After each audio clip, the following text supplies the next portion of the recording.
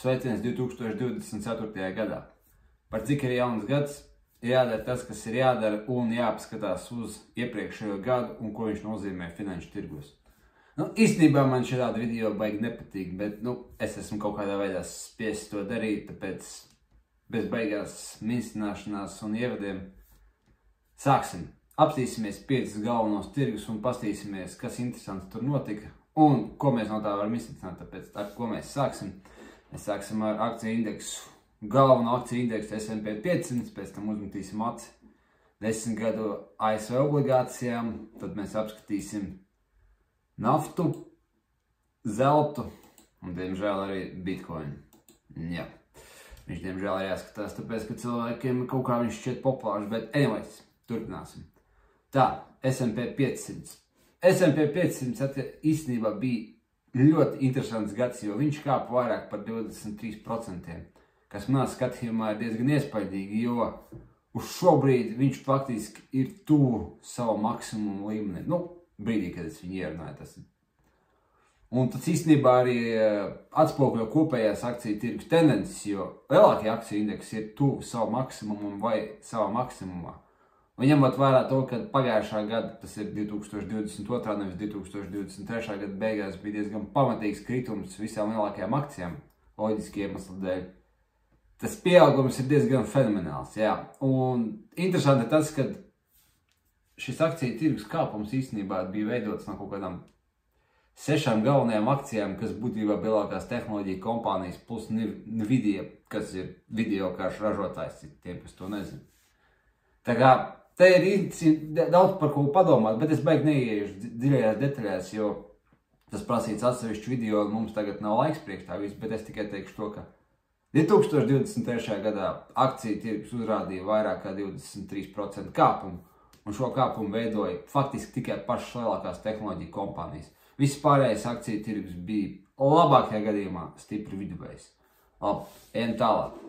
Tālāk mums ir ASV 10 gadu obligācijas. Kāpēc šis tirgus ir svarīgs? Tāpēc, ka viņš būtībā reprezentē investoru, kā teikt, viedokli vai priekšstatu par to, cik daudz būtu jāmaksā fiksētā ienākuma vērtspapīriem un procentu likmēm. Respektīvi, tas ir tā kā atskaites punkts visām procentu likmēm, kas tiek izmantotas kredītiem, aizņēmumiem, aizdevumiem un visam citam, kam ir vajadzīgs procentu likmes, sākot no depozītiem, beidzot ar ātriem kredītiem. Un kas ir interesanti, viņš arī uzrādīja diezgan interesantu kāpumu, jo, ja mēs pastamies precīzi, gada sākumā viņš bija apmēram 3,4%, kas ir normāli. Viņš uzkāpa novembra beigās līdz 5%. 10 gadu ASV obligācijas uzkāpa līdz 5%. Un, protams, tas bija tā kā atbildes solis vai tāds tā kā komentārs par to, kas notiks ar procentu likmēm no centrāla banka puses, respektīvi, vai viņas turēs augsts, vai viņas laidīs lejā, un būtībā atspoguļojums šai politikai.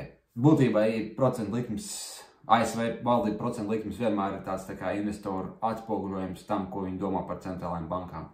Un jā, viņš šāds bija, un viņš ilgu laiku tāds turējās, un kas bija interesanti decembra sākumā, mazliet pirms ASV Federāla rezerves sistēma paziņojuma par to, ka viņi tomēr viņas samazinās. Viņš nokrita no 5% līdz apmēram 3,9–4%, reiķiniet, kā jūs to gribat. Kas ir diezgan iespaidīgi, ņemot vērā to, ka procentu likums tajā laikā vispār nemainījās, un viņš visdrīzākais nemainīsies pirmo pusgadu nākošajam gadam. Bet, anyways, procentu likums pie 5%, tas jau ir interesants cipars, kas dos reāls izmaiņas visos finanšu tirgos. Pastīsimies, ko dos nākošais gads. Nākošais tirgus ir naftas tirgus. Naftas tirgus, protams, mums ir svarīgs, tāpēc, ka viņš nosaka enerģētikas tirgu cenas pasaulē. Un viņš tiešā vai netiešā veidā aizies gan uz inflāciju, gan uz cenām pie benzīna un vēl 50 dažādām lietām. Bet kas ir interesanti, par spīti karam Ukrainā un tagad arī karam tuvajos austrumos un visādiem kuģu ceļu ierobežojumiem pie Suecas kanāla, akciju cenas ir, nevis akciju, bet naftas cenas ir kaut kur pie $70. Atkarībā jau visi skaties Brent vai West Texas Intermediate naftas cenas. Manā uztverē tas ir diezgan interesanti, jo tomēr Krievija vēl joprojām ir zem sankcijām, un viņi tās sankcijas tikai cenšas pat ne pastiprināt, bet reāli ieviest. tojās austrumos, kā parasti ir hauss, un pasaules ekonomikai, būsim godīgi, iet neslikt. Nu, jāatskait varbūt Ķīnu, bet tik un tā. Pie tā visa naftas cenas ir tajos līmeņos, kādas viņas bija pirms Covid un pirms visām krīzēm un vispārējā.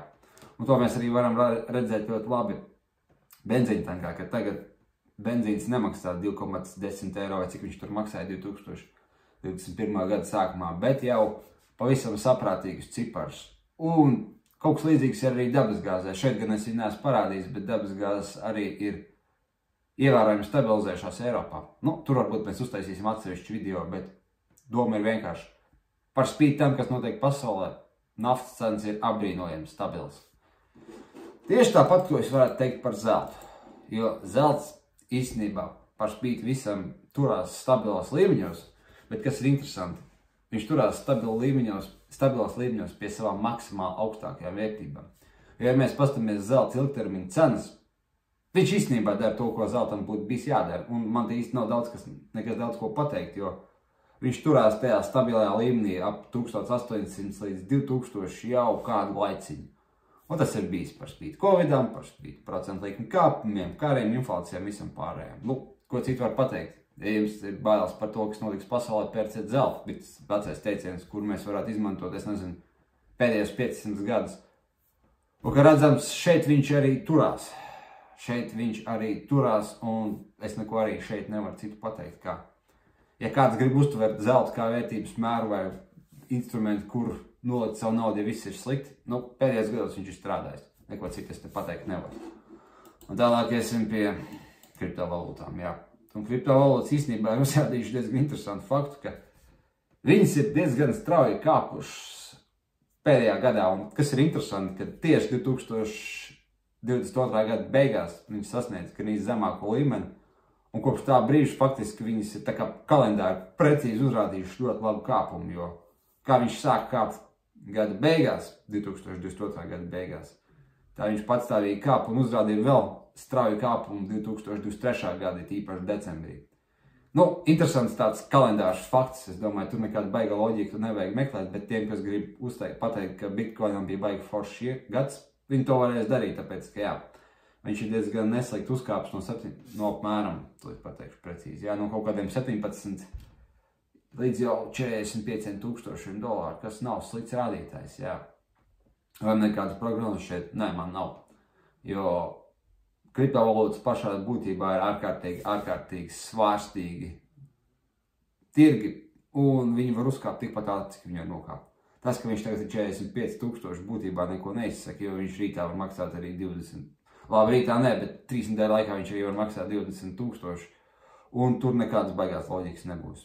Ja vēl kaut kādām procentu likmēm, akciju indeksiem vai, nezinu, naftai mēs tur varam meklēt kaut kādus kopsaucējus, tad kriptovalūtās es baidos, es tos kopsaucējus neesmu atradis. Es esmu atradis ļoti daudz cilvēks, kam ir apbrīnojami laba spēja atrast faktus, kas atbilst viņu narratīvam, ja respektīvi viņi māk piešaut faktus tikai tāpēc, lai viņi uzskatītu, ka viņu teorijas ir pareizas. Respektīvi, kad bitcoins krīt, tad viņi saka, ka insideri manipulē un grib izmest ārā visus neprofesionāļus, un tad, kad viņi skāpja, viņi saka, ka bitcoins tiks adaptēts un visi viņi izmantos, un vēl 50 citu lietu, kas izklausās līdzīgi, bet, nu, lai jūs tam piekrīt, tad paši spriežiet, bet, nu, ko es citādi gribu teikt, viņš ir svārstīgs aktīvs, un pagājušā gada sākumā, un es atvainojos, šī gada sākumā un šī 2023.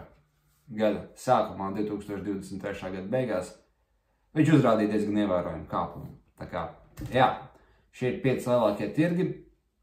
Jūs redzējāt, kas te notiek, un īstenībā ir daudz citi interesantāki tirgi, kuri ir daudz mazāk, un viņiem ir bijuši daudz interesantāki kāpumu un kritumu. Bet, nu, visu mēs apskatīties nevaram. Te tikai tendence pa 2023. Gadu, un ko te var teikt? Ja jūs pirkāt riska aktīvus, jums bija ļoti labi, jo zelts ir tuvu maksimumam, akciju tirgus uzrādīja 23% kāpumu, un kriptovalūtas vairāk kā 2,5 reizes pieauga savā vērtībā. Tā kā par spīti visam, kas notiek pasaulē, tas ir diezgan apbrīnojami labs rādītājs. Un